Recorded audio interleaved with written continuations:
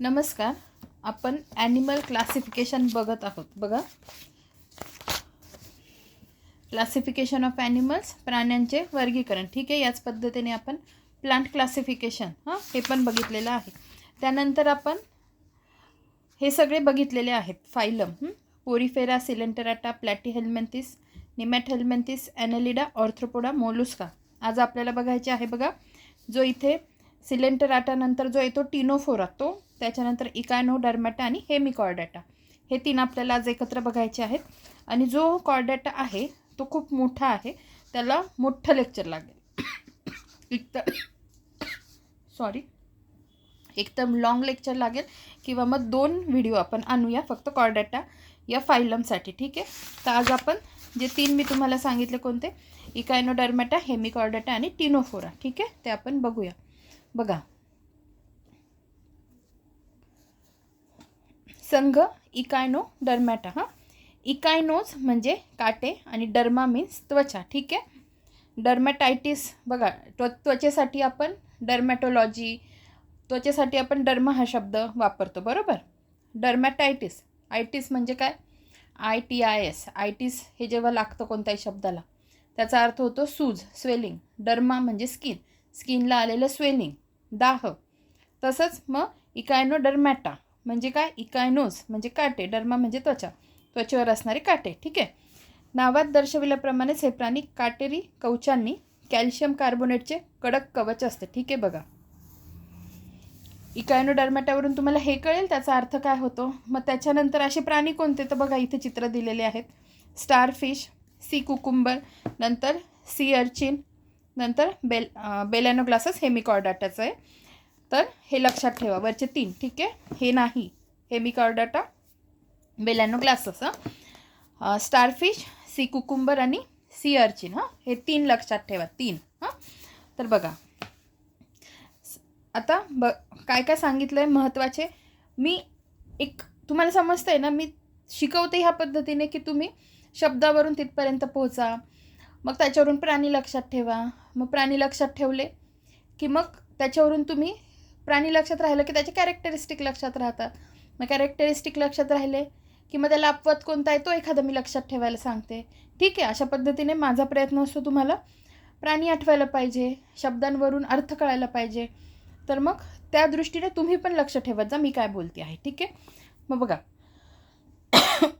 नावात दर्शवल्याप्रमाणे हे प्राणी काटेरी कवचांनी कॅल्शियम कार्बोनेटचे कडक कवच असते. ठीक आहे, त्याच्यानंतर सागरी प्राणी त्रिस्तरीय, नंतर एकलिंगी आणि अरीय सममित अखंडित शरीर असते. काय म्हटलंय, अरीय सममित अखंडित शरीर असते.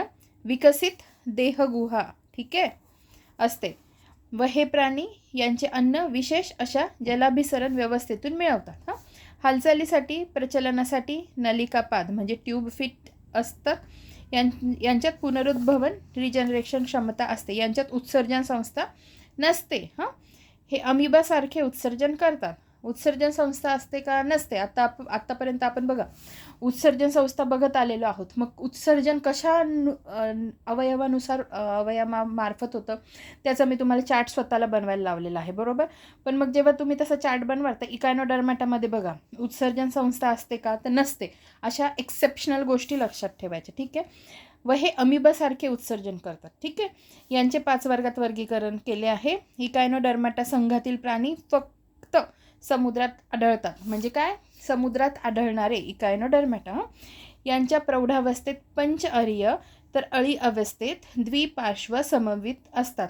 कळलं तुम्हाला, जेव्हा ते अळी अवस्थेत असतात तेव्हा त्यांची द्विपार्श्व सममिती असते, आणि जेव्हा ते मोठे होतात प्रौढावस्थेत येतात तेव्हा पंचअरीय सममिती असते. ठीक आहे, पुढे जे 5 वर्ग आहेत ते आपण बघून घेऊ.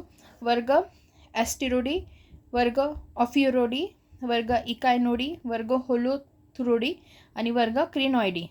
बघा, ऑस्टिरोडी शरीराबाहेर अन्नाचे पचन करतात, उदाहरणार्थ सी स्टार किंवा स्टारफिश. नंतर ऑफिरोडी मुख समोरच्या बाजूस असते तर गुदद्वार नसते, उदाहरणार्थ ब्रिटल स्टार.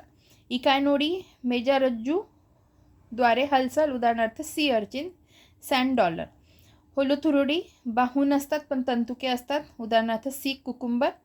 त्याच्यानंतर वर्ग क्रिनॉइडी, मुख मागे असते व 5 बाहू असतात. उदाहरणार्थ सी लिली, फिदर, स्टार. हां, पुढे बघा. झाला इकायनोडर्माटा.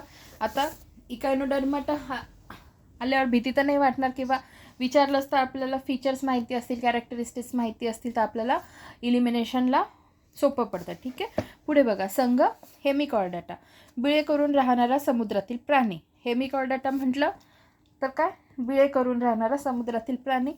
यांच्या फक्त भ्रूणावस्थेत मग पृष्ठरज्जूचे नर्व कॉर्डचे अस्तित्व असते, फक्त भ्रूणावस्थेत. ठीक आहे.